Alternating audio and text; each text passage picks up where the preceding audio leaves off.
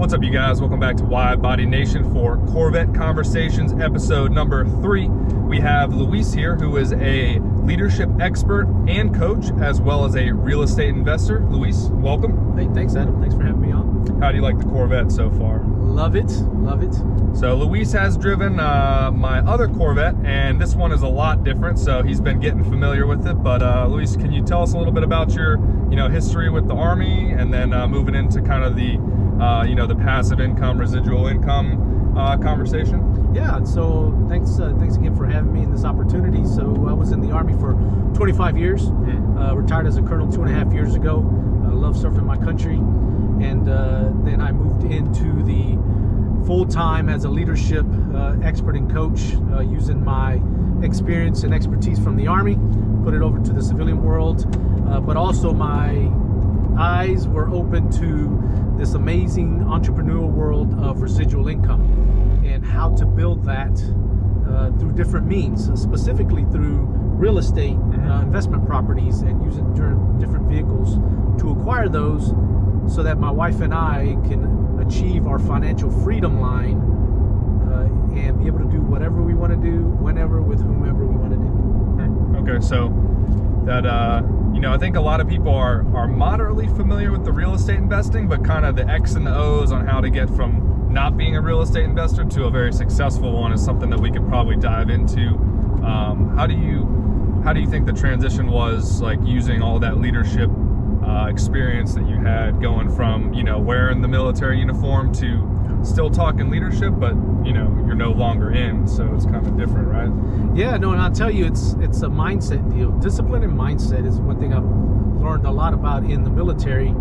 If you're going to get things done, if you're going to get results, you have to be disciplined about what you do. So the first discipline I had to establish was, okay, what is this real estate thing really about? Because there's so many horror stories out there about real estate properties, and how do you do it, how do you manage it all.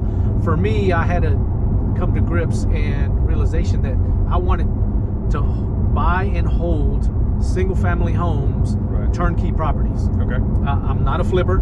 There's a lot of people that do that, and that's great, a lot of money, but I'm about buying and holding. So I had to determine and develop the discipline on how to do that. So I dove into books.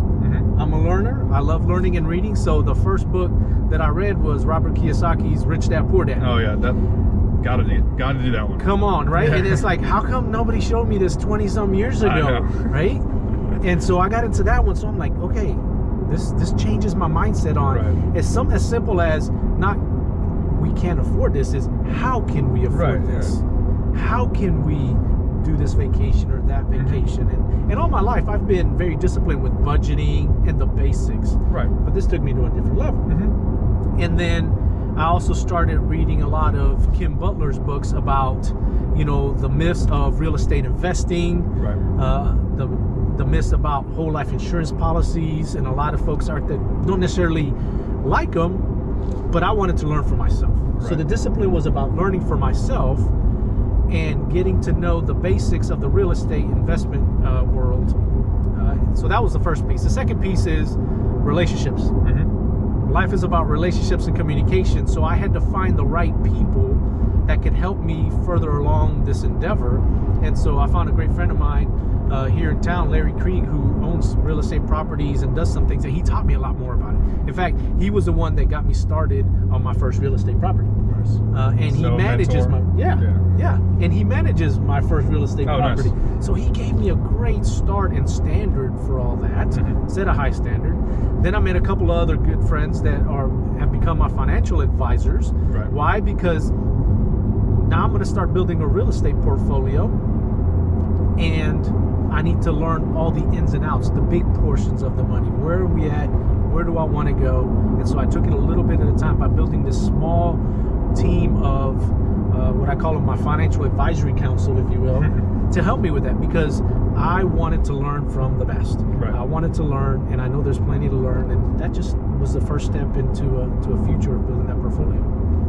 So basically, kind of leveraging the discipline and the leadership you learned in the Army to maintain some stability, but then just drinking from the fire hose of knowledge as you were kind of getting into transitioning out, and then starting to really establish the real estate investing. I mean, you're a business coach or a leadership coach full time? Correct. Okay. So yeah, so that's a great point you make, right? A lot of people think, well, it's going to take a lot of time. Well, if you're going to do it all, yes, it is. Real estate investment can do that. Anything that is going to provide you residual income can take a lot of time if you're the only one doing it. Right.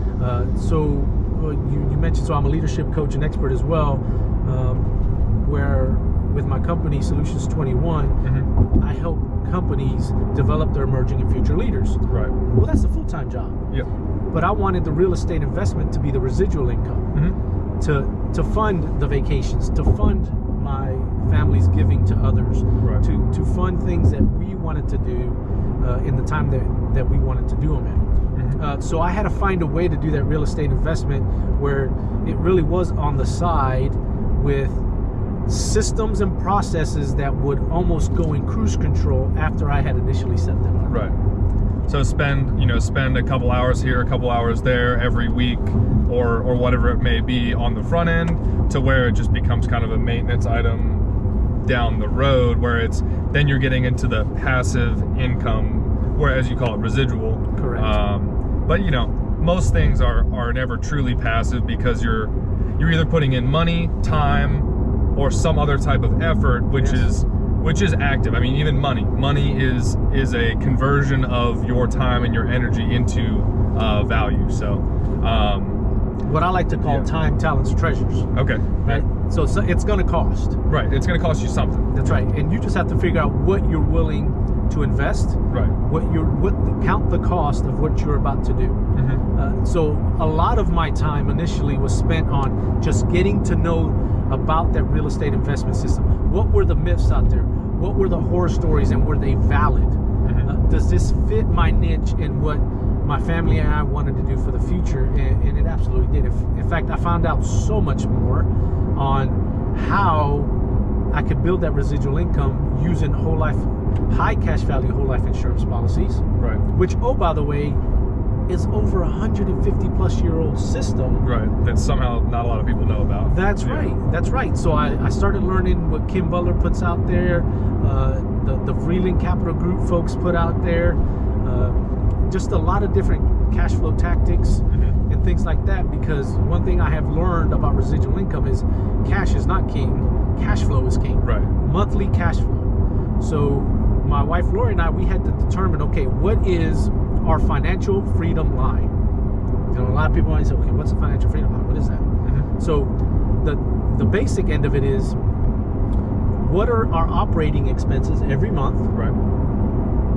What do we want to save? And that includes emergency fund, whole life policies, any other investments we want to do. Right. You add those two numbers together in a month, and that's the financial freedom line. So my residual income needs to at least meet that number. Right. And when it meets that number, I can do whatever I want to do whenever I want. Yeah, that's the break-off point, right? From where you really don't need a 9 to 5, or even 9 to 5 is kind of a fictional, or not fictional, but it's a withering concept because of 2020. A lot of people are working odds and ends hours at home on Zoom and video teleconference, and it's just kind of, but the steady job, like, you were smart about it. You went from the, your 6 to 6 job in the Army, making steady income, and then you planned, you started learning, and then took up another steady job, but also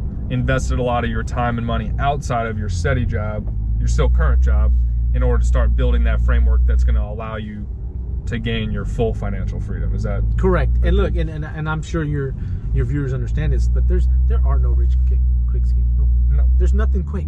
If it is quick, it's not really worth it, or it's heavily risky. That's right. That's right. Absolutely right. And so my wife and I are about legacy, building a life by design, a dream life by design that we talk about, that we write about. And it's like, okay, what is it going to take to get there in time, talents, and treasures? Right. What will it take to get there? And so little by little, we're building it. Just little by little. 2.5 years, we're going to be empty nesters. Okay, what does that look like? What's the next step? And in fact, one of the other folks that I brought together in this financial advisory council was a CPA, because taxes are something we're always going to have to pay. So it's about getting educated, being disciplined with the money that is provided to you, and being a great steward. I don't have ownership rights. I have stewardship responsibilities for what I'm given. Everything from my family to the income to any of that. And eventually, my wife and I, when we reach that financial freedom line, we have already made the decision that anything beyond that, we're going to give away. Right. We're going to set up a foundation. We want to give back because we've been given so much. Alrighty.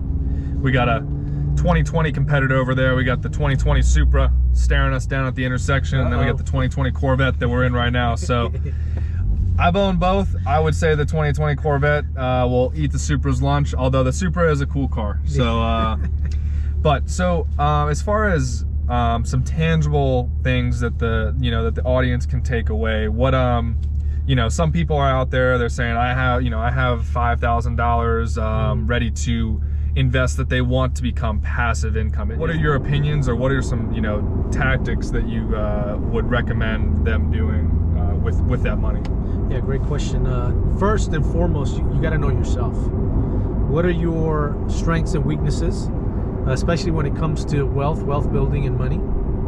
Next thing is, what is your vision for the future? What do you see in the future, and what do you want to accomplish? Because that goes into your someday goals. Right.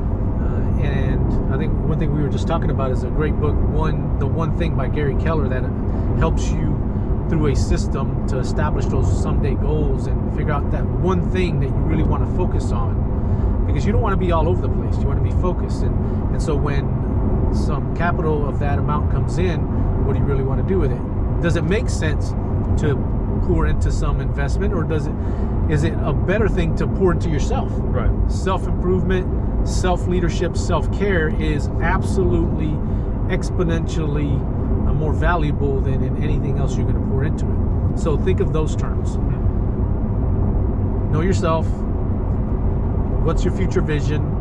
And then from there, what are your future hopes and dreams that you can do that? Because the thing is, a lot of people want money, and there's like, yeah, 5,000, if I just had 10,000, if I just had 40,000. Right. And I'll tell them, okay, well, if I give you $40,000 right now, I write the check right now, what are you going to do with it? They're like, well, I don't know.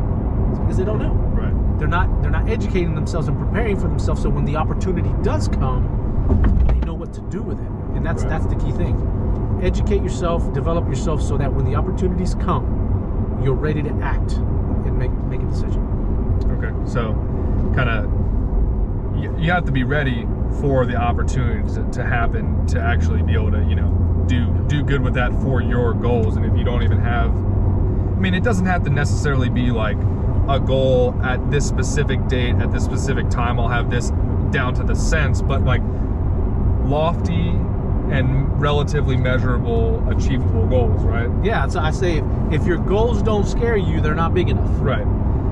So that's, so this is less of a tactic. So Luis is talking a little bit more tactics here, but what I've noticed is, if you're kind of like, sometimes I've been lost, if I don't have any rentals for my cars, well, okay, what other good can I do with them? So one of the things I can do is just, lend them to my friends for free, or go meet up at a car meet and talk to more people, meet new people, and then things just manifest themselves. So, I met Luis through contacts that I met just because I ended up having, the 2020 Corvette, and it's just kind of like, action is better than no action, especially if it's done out of positivity or out of appreciation. Like I appreciate Luis, for coming on the podcast and kind of schooling us up on leadership coaching and also some residual income stuff. So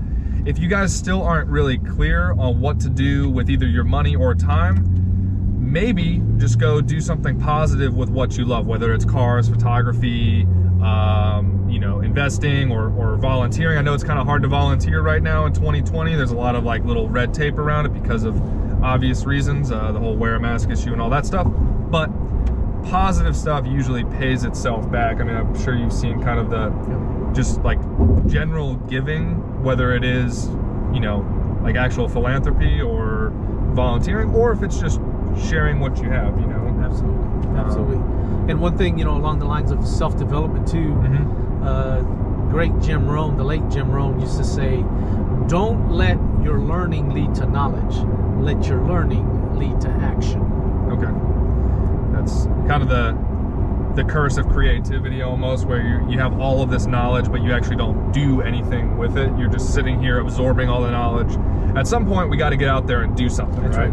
So some of it, and I'm sure Luis will echo this, or maybe we can even have a story about it, but you will fail sometimes. Like, for instance, I've failed on some of my car deals. I've lost money, or car has gotten into an accident, whatever it may be, but I've learned from that. And I mean, with your time in the Army and then your time out of the Army, I'm sure that you've had some hiccups that Absolutely. You're much better off having done it and failed rather than just having not done it at all, right? Yeah, failure is key, right? And I used to fear failure. And if any of you out there just watching, if you fear failure, you got to get over that mindset. You got to think differently and see failure and embrace it as something you can learn from. Failure is an opportunity to learn. Think about it. Anytime we succeed, do we really learn anything? Not too much. Not too much, right? It's a pat on the back. That's right. You don't remember it, though, as much as a failure. right. It doesn't really sear in your mind. And in order to grow, it will require failure. You look at any of the successful folks nowadays, whether it's Jeff Bezos, Darren Hardy, whoever it may be, they all have stories of failure and learning from those failures that took them to the next level. Right. They didn't fear it. They learned from it. They accepted it. They adjusted, and then they took action again from those lessons that they learned. Growth and learning takes place outside the comfort zone. Right. And if failure is a comfort for you, get out of the comfort zone. Learn to fail wisely, I would like to say. Right. Because, yeah, don't intentionally just. You have to be prudent. Yeah. Do your due diligence. But if you fail because you've tried your hardest and it happens because it wasn't your turn, it wasn't the time, then learn from it. Accept it. Embrace it as an opportunity. Alrighty, well, Luis, you've mentioned a couple books, a couple people throughout the podcast, but are there maybe a 3 or a handful of books or titles or other podcasts that you would refer listeners out to for anything that is within your wheelhouse? Yeah, no, thanks for asking. One for sure is a couple of books for you. 7 Habits of Highly Effective People. Okay. Yep. Is absolutely a timeless principles book by Stephen Covey. Yep. Failing Forward by John Maxwell. Mm-hmm. Absolutely changing how I saw failure. Okay. So some great things. And we were just talking about The One Thing by Gary Keller. Yep, The One Thing. That helps with the goals. Podcast-wise, The One Thing has a podcast. John Maxwell has some great ones. Morris Investing has some great stuff. If you really want to know about real estate, they have a phenomenal system set up. And Clayton Morris with the Real Estate Investing podcast, as well as... Is that the military one or no? No, he used to work for the Today Show, and then okay. started getting into real estate investment. Him and his wife built a residual income. Now they have an amazing business off of real estate investment properties. That's great. So it's a pretty good thing. So yeah, those are a few that I just love to listen to. All right, so I'll get those in the writing from Luis, and I can link them below. So they'll be in the pinned comment, and they'll also be in the description. I'll have a little bit of contact info for Luis down there as well, in case you guys are interested in any type of leadership coaching. And then did you the leader or the productivity quadrant is from the 7 habits of highly effective people, right? Correct. The 1, 2, 3, 4, urgent, not urgent. Correct. What is it? Urgent, not urgent, and then important versus not important. Yeah. Okay. There we go. Yeah. That was super effective for me to learn for Army stuff, because it was like everything in the Army, especially as like an executive officer, as an XO, it's everything seems like a 1 when it comes across your desk, and then you got to be like, okay, when does this actually need to get done? And then you can kind of start moving it out of everything comes into the 1 quadrant, and then you start shoving it down into the other ones. Correct. But that was a good tangible thing I took away from that. But appreciate you guys tuning in. We're happy to have Luis on, and we are looking forward to having him on in the future, maybe in the 2021 HELLCAT red-eye Charger, once that finally shows up. Absolutely. That is going to be truly a rip-your-face-off type of car, so Luis can experience that as well. But unless you have anything else for him, we're going to go ahead and wrap it on up. right, just go out there and find out the life by design that you want to live, and just go do it. All Just right, live it. life Thank by you. design. Get out there and take action. Thanks, guys. See ya.